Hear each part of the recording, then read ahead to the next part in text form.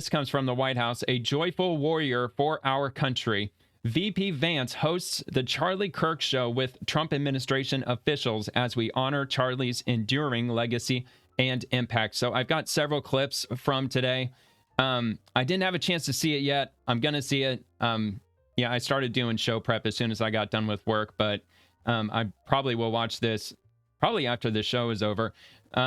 I know the Charlie Kirk Show usually went for like 3 hours, usually pretty long. So I'm assuming it went for the same length, but I want to say I got 4 clips, maybe 5 clips in total that were shared by the White House and other accounts on X. So I'll just start here and we'll start working our way down. VP Vance hosts the Charlie Kirk Show in honor of Charlie, a joyful warrior for our country. Hey, everybody. JD Vance here, live from my office in the White House complex and filling in for somebody who cannot be filled in for, but I'm going to try to do my best. My dear friend, the great Charlie Kirk. The last several days have been extremely hard for our country. They've been hard for me, hard for my family, hard for the countless people in this building who knew and loved Charlie Kirk. And of course, they've been hardest most of all for his darling wife, Erica, and their 2 beautiful children. The thing is, every single person in this building, we owe something to Charlie. He was a joyful warrior for our country. He loved America. He devoted himself tirelessly to making our country a better place. He was a critical part of getting Donald Trump elected as president, getting me elected as vice president. Absolutely. And so much of our success over the last 7 months is due to his efforts, his staffing, his support, and his friendship. I don't think that I'm alone in saying that Charlie was the smartest political operative I ever met. Oh, yeah, genius. Everyone knew him as this fearless debater, this guy who would take the conservative message into hostile places and inspire younger generations to have courage. One thing that's hit a lot of those young Americans over the last week was how Charlie was there for them when others were not. When they were afraid to speak their minds, when they were afraid of what a professor would say, when they were afraid that they would be shouted down by their peers, Charlie was there, showing them that they could be courageous and that they could be bold. Charlie was a visionary. He was a luminary. He brought together people. He didn't just teach people how to speak. He didn't just teach people what to say. He didn't just teach people they could actually speak their mind on campus. He created a whole social network for an entire generation of young people. I know people who met their husband, who met their wife, who met the best man at their wedding at a TPUSA event. Because as you guys all know, it's not just about speaking our mind, it's about making friends along the way and creating that support network that won an election and that staffed the current federal government. All right, so I'm going to go straight to the next one. From Secretary Kennedy. Charlie Kirk played a pivotal role in my journey to becoming Secretary of HHS Gov. So he shared this clip. So we'll see if it's pertaining to Secretary Kennedy. It might be, or it just might be a clip that he favored during the whole show. Talk to me just a little bit about Charlie's or maybe it's Secretary Kennedy right here. Politically getting you to be the H&HS secretary, because I remember he was such a strong advocate for you. Oh man, this is glitchy. I'm sorry. Of the president and of you when the I'm gonna have to short screen this one. Obviously, like all of our big nominees, there was a tough confirmation fight. Just give us 50 seconds on how important he was to making you have the position and the title you have right now. Well, you know, there's the man himself. You know what the transition's like, you never kind of know what's going to happen. And he was a critical ally for me in calling President Trump. And at first, you know, when President Trump asked me whether I wanted this job, I was tentative. I didn't know whether I wanted to handle the Medicaid and Medicare portion, which is the biggest, you know, economic behemoth. Oh, okay. And he really persuaded me that I should do it. And then he helped me not only making calls to the president himself, but telling me people that I should call. Operating strategically, but he was strategically brilliant, and he was a good political like knowing who to in call. A way that I think so many people don't realize. Yeah, he was. I mean, he was an impresario strategist, and he knew exactly. He did the same thing with Amaryllis. He told her, make this phone call, make this phone call, make this one first, this one second. Yeah. Wow, man. And he knew exactly. You know, he understood the uses of power. and he understood what buttons needed to be pushed to move the ball across the goal line. Wow, man. I'm assuming. Well, I guess I doesn't really make a difference either way. Like whether or not if he was getting paid for his services helping politicians. I'm assuming he wasn't. But it wouldn't surprise me, and I wouldn't hold that in any way against him at all if he was that talented at it. But if he actually did that for a living, being as good of a political strategist as he was, I mean, dude could have been multi-million dollars for sure. Probably a year, but yeah, I mean, he had a lot of irons in the fire, but he was very good at what he did. I mean, most of us know him best for his debating. That's what I know him best for. I've seen a couple of his episodes. I mean, admittedly, I didn't watch it daily. I didn't even really. I just caught it on like a kind of if it was in my YouTube feed and I happened across it and I had some time, then I'd give it a watch. But I obviously I've seen a lot of his debates. The one that I saw most recently was him on the whatever podcast from like 9 months ago, which it's not on Charlie's part, but a lot of those conversations are kind of like just boring. I mean, I don't want to be too harsh by using the word brain dead, but it's a good show. It's a very, very entertaining show. But anyway, Charlie Kirk was on it, and that was a really interesting exchange. I mean, not really a group of scholars in like bantering back and forth. But anyway, so this one's from William Martin. Watch Vice President J.D. Vance and Charlie Kirk Show producer Andrew Colvett share what it was like to work with Charlie. Quote, he was in a lot of ways the ultimate cheerleader. He saw in you things that you didn't necessarily see in yourself. Like we all remember, the whole team, we were all in a ballroom going through a presentation together, and he was adamant. We are going to be on every high school in America, and he's going to be proven right. That's right. Well, he was, in a lot of ways, as you guys know, the ultimate. You know, I would be curious to know what percentage. You know what? I'm going to look that up real quick. What percentage of high schools is TPUSA in currently? Well, first of all, how many high schools are there across the U.S.?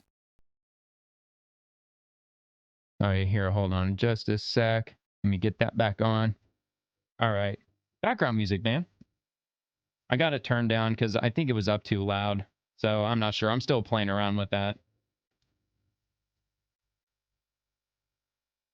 So I'll first get that number, and then we'll see how many. If it'll tell me, about 27,000.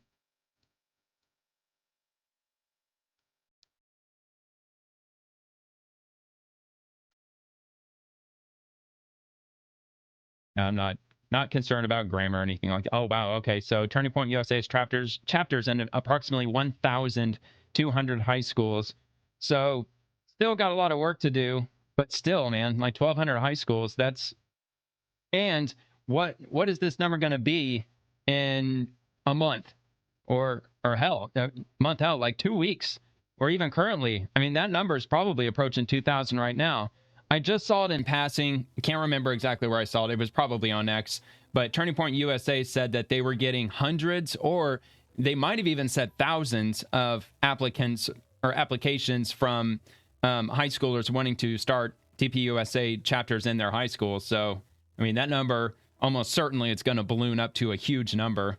I mean, like I said the other day, but at what cost, though? You know what I mean?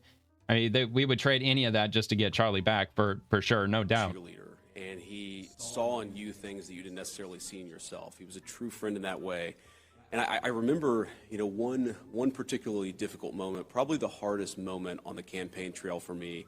We had an event in Arizona, I believe, with a bunch of faith leaders, and it was the one time on the entire national campaign where I gave my chief of staff a hug and apologized to him because I was just I hadn't seen the kids in 7 days. I was particularly cranky.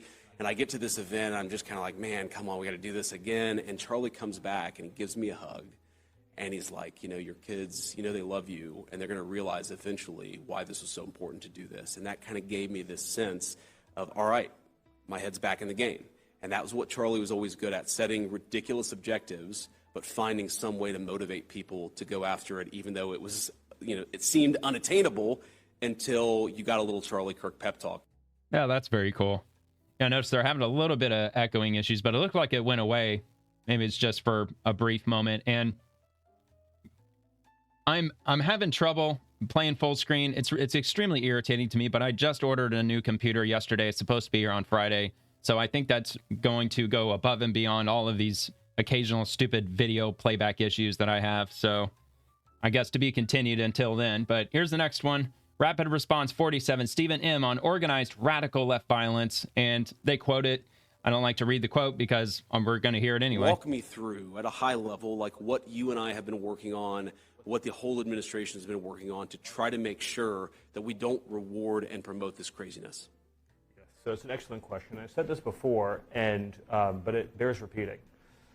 The last message that Charlie sent me was, I think it was just the day before we lost him, which is that we need to have an organized strategy to go after the left-wing organizations that are promoting violence in this country. And I will write those words onto my heart, and I will carry them out. If people ask me, what emotions I'm feeling right now, it's just something people say. I mean, you kind of know the answer. There's incredible sadness, but there's incredible anger. And the thing about anger is that unfocused anger or blind rage is not a productive leads to emotion. violence. Right. But focused anger, righteous anger, directed for a just cause is one of the most important agents of change in human history. Absolutely. Amen. And we are going to channel all of the anger that we have over the organized campaign that led to this assassination to uproot and dismantle these terrorist networks. So let me explain a little bit what that means. So, yeah, see, the first hurdle that we've got to get across, though, in that instance is to get them labeled as domestic terrorist organizations by the federal government. I'm sure they're hard at work at doing that. I know Antifa is one of the big ones that conservatives and Republicans, the right, they've been talking about that for years and years. For I don't know exactly how many years. I'm sure probably close to 2 decades at this point. I'm sure they've probably been around more or less since probably before that. But I know that's one of the big ones. Probably, certainly they're among the most violent ones, or they can be among the most violent. They're definitely the most popular, in my opinion. But I'm sure there's many other ones, especially ones that are funded by NGOs, activist organizations, like things like the Soros, whatever it's called, foundation organization or whatever. I'm sure they fund a ton of this stuff. And they've done a really effective job with hiding in the shadows. Nobody really knows who these organizations really are. And I'm sure the mainstream media goes out of their way to protect them, to try to keep them from getting a limelight shined on them so they can keep operating this stuff. Like, for example, back in 2020, it was in Austin, I think. It was in one of the cities in Texas. There was an organization that we, to this day, don't know who did it, but there was footage of it. A box truck at 4 o'clock in the morning pulls up to a neighborhood or to a downtown street corner, and they drop off this full-size pallet of bricks, just loose bricks on a pallet. They lowered it onto the corner of the intersection, and they left it, and they drove away. And then hours after that, of course, massive protests organized after the George Floyd incident, and bricks were thrown at cops. Lots of bricks were thrown at cops because some organization knew that this protest was going to be there, which maybe it was common knowledge. Maybe there was already something going around social media saying that we're going to organize this protest. But they prepared hours ahead by setting weapons, because a brick's a weapon. And yeah, so that's something that the federal government has to go and try to investigate and weed out too, because a lot of these organizations are hiding in the shadows because they're more effective when they do that. We've got 30 seconds, so be quick, Stephen. The organized doxing campaigns, the organized riots, the organized street violence, the organized campaigns of dehumanization, vilification, posting people's addresses, combining that with messaging that's designed to trigger and incite violence, and the actual organized cells that carry out and facilitate the violence, it is a vast domestic terror movement. Yeah, the God absolutely is my witness. We are going to use every resource we have at the Department of Justice, Homeland Security, and throughout this government to identify, disrupt, dismantle, and destroy these networks and make America safe again for the American people. It will happen, and we will do it in Charlie's name. Well, absolutely. And I mean, it's going to be kind of a tightrope to walk with regard to the First Amendment. Doxing, a lot of people agree that it should be fully illegal. However, if you share something that's already, like if somebody found your address, but they found it on like yellowpages.com or something, is it really breaking the law if they just went to a public source to just copy paste your address. Some would actually say yes, but others would say no, that actually falls under the First Amendment in some way, shape, or form, or section whatever. I don't know what section or whatnot. But if violence was caused where people got hurt or killed, and if the FBI or whoever, they investigate this instance and they're able to trace it back to this event or an organization which fueled that violence that occurred, all of those actors could be, I would assume, be charged with some form of domestic terrorism if that's what was deemed to have occurred. So I don't know. I'm sure it's going to be quite a complicated endeavor to try to lay out that legislation and get it passed into law. But yeah, I'd be interested to see what that looks like, because the problem needs to be solved in one way or another. And this is from J.D. Vance himself. If we want to stop political violence like what happened to Charlie Kirk, we have to be honest about the people who are celebrating it and the people who are financing it. My closing remarks on today's episode of The Charlie Kirk Show. It's a bit long. Shortly after Usha and I left Charlie's family and Charlie's remains in Arizona, I read a story in The Nation magazine about my dear friend Charlie Kirk. Now, The Nation isn't a fringe blog. It's a well-funded, well-respected magazine whose publishing history goes back to the American Civil War. George Soros's Open Society Foundation funds this magazine, as does the Ford Foundation and many other wealthy titans of the American progressive movement. The writer accuses Charlie of saying, and I quote, "Black women do not have brain processing power to be taken seriously. But if you go and watch the clip, the very clip she links to, you realize he never said anything like that." Nope, never said that at all. Didn't say it at all. I know he made a passing remark about Ketanji Brown Jackson. I believe it was her that he was talking about, saying something like she individually said nothing about her race at all. It was just in the context of her probably during the Senate hearing confirmation, where he was probably using that instance to describe her as not having the brain power that it requires to being a Supreme Court justice. I'm probably butchering that. But I believe it's somewhere along those lines. And they completely took it out of context, like as fully as they possibly could, by accusing him of saying that black women don't have brain capacity. The end. Like they chopped it up so badly. It was nothing that he said at all. So I don't know if that certainly sounds slanderous to me. But anyway, he never uttered those words. He made an argument against affirmative action as a policy. He criticized a specific Supreme Court justice as an individual. Oh, see, there you go. He never said anything about black women as a group. He made an argument for judging people of all races and backgrounds by their own individual merits.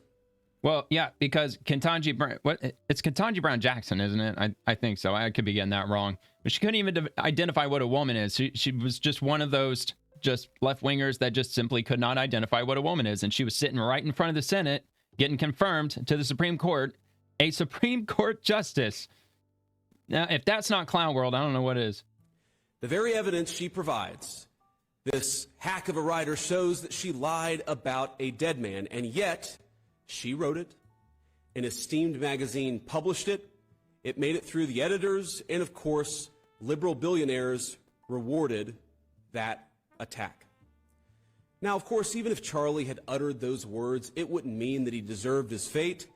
But consider the level of propaganda at work. Charlie was gunned down in broad daylight, and well-funded institutions of the left lied about what he said so as to justify his murder. Yes, they did. This is soulless and evil. Evil. Demons. I was Demons. struck not just by the dishonesty of this smear, but by the glee over a young husband's and young father's death. Yeah, and you know, if you have the time, it might take a little bit of looking around, or maybe it won't, because I saw quite a few of them. There are people that are dropping TikToks, and there's YouTubers that are putting together video compilations of these people who said that they've been Democrat their entire lives. They've been very progressive, very left on almost every issue. They check all the I'm pro this, pro that, all across the board. But they said when that happened with Charlie Kirk, and they actually saw that with their own eyes, the shooting on social media, and then they saw their friends on social media reposting it and acting all gleeful and excited and happy and celebratory.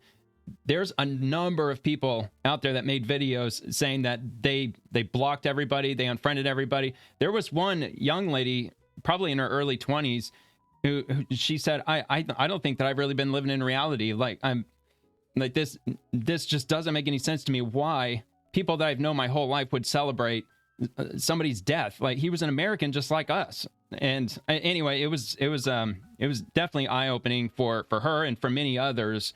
And I just can't help but hope, at least, that many people on the left, certainly normies, I would assume, because I'm sure there's not one person who hasn't heard of this happening. I mean, like, everybody has had to have heard what happened.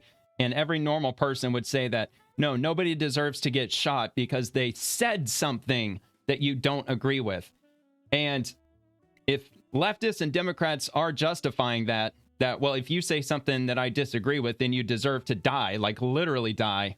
I mean, what could be more fascistic than that, you know? Quote, she says, he was an unrepentant racist, transphobe, homophobe, and misogynist. The Nation wrote, who often wrapped his bigotry in Bible verses because there was no other way to pretend that it was morally correct. He had children, as do many vile people. That's what they said. He had children, as do many vile people.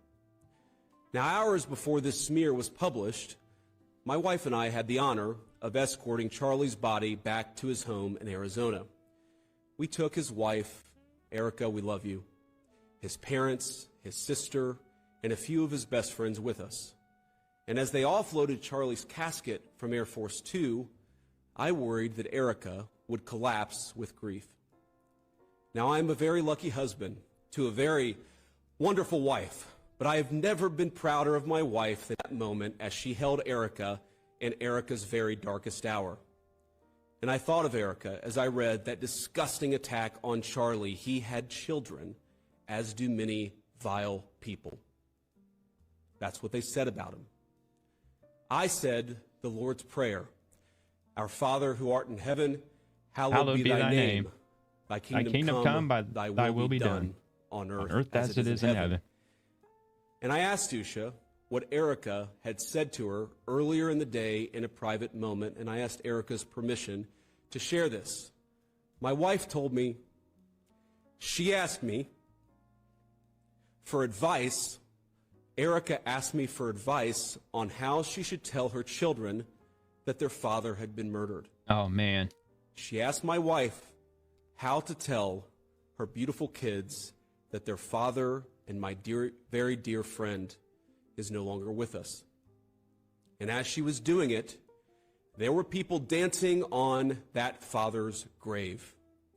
Yes, there now, were. I have heard many calls in the last few days for unity and for healing in the wake of Charlie's assassination. You have no idea how desperately I want that, how gratified I was when Democratic friends and even former Senate colleagues reached out to offer their condolences to me. I'm so thankful.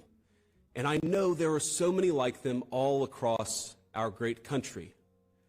I am desperate to wrap my arms around them as we all unite to condemn political violence and the ideas that cause it. Psalm 133 tells us, behold how good and how pleasant it is for brethren to dwell together in unity. It is like the precious ointment upon the head. Oh, how badly have I craved that precious ointment in recent days, and I believe we can have it. But first, we must tell the truth. It's the only way to honor Charlie, for what was he, if not a man who told the truth in every place, in every environment?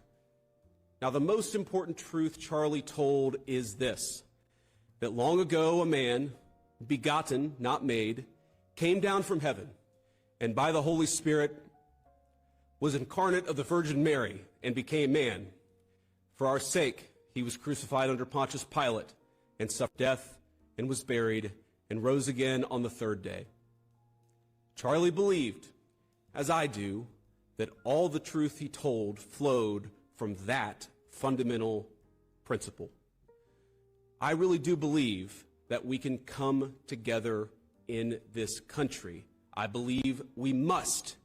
But unity, real unity, can be found only after climbing the mountain of truth. And there are difficult truths we must confront in our country. One truth is that 24% of self-described, quote, very liberals believe it is acceptable to be happy about the death of a political opponent, while only 3% of self-described very conservatives agree. 3% is too many, of course. Another truth is that 26% of young liberals believe political violence is sometimes justified, and only 7% of young conservatives say the same. Again, too high a number. In a country of 330 million people, you can, of course, find one person of a given political persuasion justifying this or that or almost anything. But the data is clear. People on the left are much likelier to defend and celebrate political violence. This is not a both sides problem. If both sides have a problem, one side has a much bigger and malignant problem, and that is the truth we must be told. That problem has terrible consequences. The leader of our party, Donald J. Trump, escaped an assassin's bullet by less than an inch. Our House Majority Leader, Stephen Scalise, came within seconds of death by an assassin himself. And now, the most influential conservative activist in generations, our friend Charlie, has been murdered. This violence, it doesn't come from nowhere. Now, any political movement, violent or not violent, is a collection of forces. It's like a pyramid that stacks on top, one support on top of the other. That pyramid's got a foundation of donors, of activists, of journalists, now of social media influencers, and of course of politicians. Not every member of that pyramid would commit a murder. In fact, over 99%, I'm sure, would not. But by celebrating that murder, apologizing for it, and emphasizing not Charlie's innocence, but the fact that he said things some didn't like, even to the point of lying about what he actually said, many of these people are creating an environment where things like this are inevitably going to happen. A couple of months ago, I headlined a fundraiser in Southern California, and since we'd be out there anyways, my wife and I decided to take our kids to Disneyland one weekend. We had fun, and to be clear, most of the guests said very nice things, or they just left us alone. But there was a loud and very cool minority that would shout at my children, who were 8, 5, and 3, whenever they got the opportunity. "You should disown your dad, you little shit," one middle-aged woman yelled at my 5-year-old. "Tell the Secret Service to protect the Constitution, not your father," screamed another. Are these women violent? Probably not. Are they deranged? Certainly. Yeah. And while our side of the aisle certainly has its crazies, it is a statistical fact that most of the lunatics in American politics today are proud members of the far left. Vast majority. After Charlie died, one of his friends and one of our senior White House staffers had left-leaning operatives in his neighborhood passing out leaflets telling people what he looked like and where he lived, encouraging neighbors to harass him or, God forbid, to do worse. While he was mourning his dead friend, he and his wife had to worry about the political terrorists drawing a big target on the home he shares with his young children. Are these people violent? I hope not. But are they guilty of encouraging violence? You damn well better believe it. We can thank God that most Democrats don't share these attitudes, and I do, while acknowledging that something has gone very wrong with a lunatic fringe, a minority, but a growing and powerful minority on the far left. There is no unity with people who scream at children over their parents' politics. There is no unity with someone who lies about what Charlie Kirk said in order to excuse his murder. There is no unity with someone who harasses an innocent family the day after the father of that family lost a dear friend. There is no unity with the people who celebrate Charlie Kirk's assassination. And there is no unity with the people who fund these articles, who pay the salaries of these terrorist sympathizers, who argue that Charlie Kirk, a loving husband and father, deserved a shot to the neck because he spoke words with which they disagree. Did you know that the George Soros Open Society Foundation and the Ford Foundation, the groups who funded that disgusting article justifying Charlie's death, do you know they benefit from generous tax treatment? They are literally subsidized by you and me, the American taxpayer. And how do they reward us? By setting fire to the house built by the American family over 250 years. I am desperate for our country to be united in condemnation of the actions and the ideas that killed my friend. I want it so badly that I will tell you a difficult truth.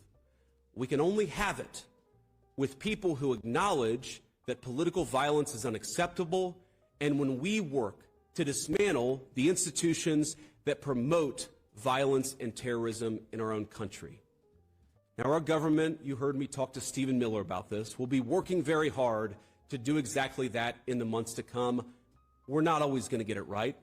We will sometimes move more slowly than you would like. We will sometimes move more slowly than I want us to. Not if we get a supermajority. That we will explore every option to bring real unity to our country and stop those who would kill their fellow Americans because they don't like what they say. But you have a role too. Civil society, Charlie understood this well, is not just something that flows from the government. It flows from each and every one of us. It flows from all of us. So when you see someone celebrating Charlie's murder, call them out. And hell, call their employer. We don't believe in political violence, but we do believe in civility. And there is no civility in the celebration of political assassination. Get involved.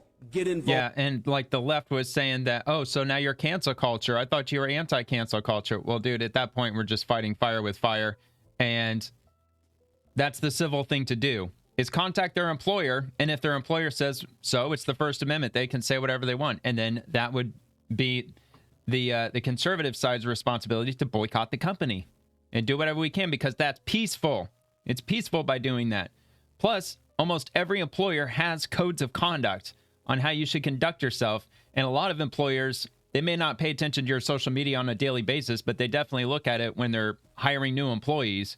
And if they find out you're saying egregious stuff, they may not want to be associated with you, because most businesses, they rely on the local community. Otherwise, they go bankrupt or they have to close down. So I think that's perfectly appropriate.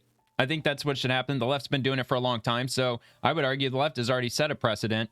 They've been doing that for years at this point. I'm sure they're still engaging in it constantly, especially with doxing. I think most conservatives would be against doxing. However, contacting their employer, that's something that I think is perfectly acceptable, more so than releasing their personal phone number and their personal address and saying, go down and raise hell.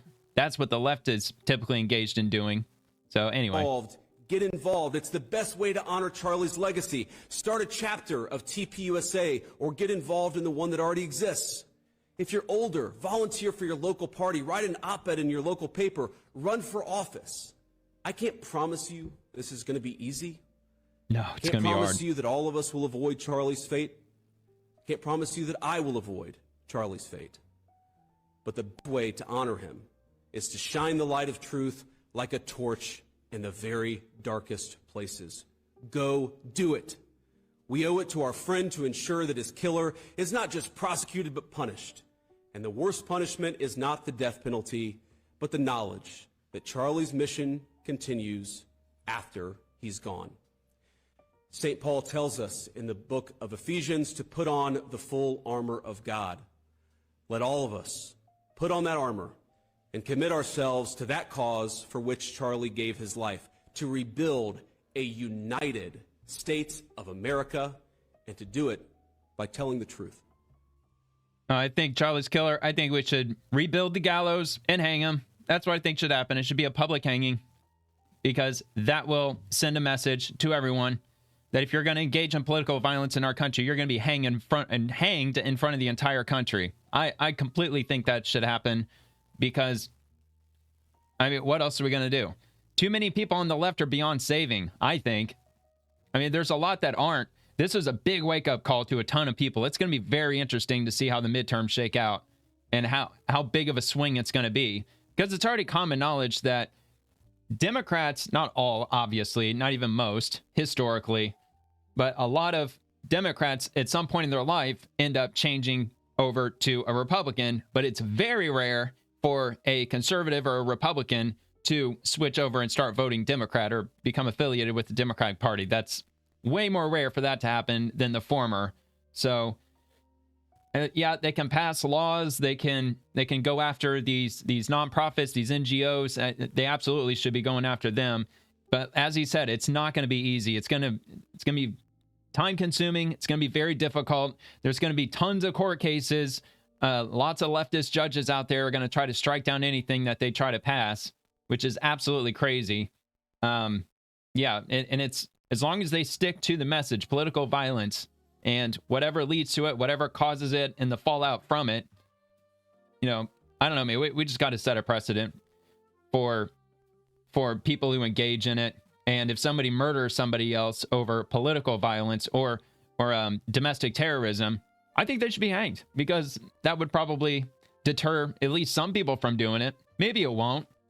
I just think it would probably, we just need to implement something that's going to wake up everyday people and let them see that, yeah, you know, like, that's not a good idea to do that. Obviously, clearly, it's very un-American. It's extremely dangerous. It's leading us down the road to communism. And that's not a country any of us want to live in. And what's wild is that when that happened, the first thing that many of the Democrats were saying here on X was that this is just another reason why we have to stop gun violence and we have to pass gun legislation to make sure that gun violence doesn't happen anymore. It's like, dude, if you read the history books and you look at communism, at least in the last, couple hundred years, that's the first thing that they go with. First, they have to disarm the society, and then they have full control over them. There's nothing that society can really ultimately do other than just human bodies. I mean, that's really where a communist country, for them to try to break out of communism and celebrate freedom again, it just has to be by just sheer bodies, sheer numbers, millions of people storming into the government and just physically overthrowing everybody. But I mean, obviously that's going to come at a massive cost. Countless thousands of people are going to get killed trying to get that done. So I just think it's just typical Democrats. They're going to try to disarm us at every turn they possibly can, and they think that that's the answer. Well, yeah, here, we can stop this political violence. We can stop what happened to Charlie Kirk by getting rid of all the guns in America. Let's just take everybody's guns away. But of course, we all know that. That's what they always go to every single time there's something involving somebody killing somebody else. It's always about gun violence, even though, in my opinion, I think if you mandated that every single American adult who's law-abiding to carry a firearm, I think that crime publicly would virtually completely disappear. Because I like to make this comparison or this proven this point that if a bank robber is going to go into a bank and try to rob a bank, they're not going to do so if they know that, or if they truly believe that everybody who's standing in line are all armed with guns.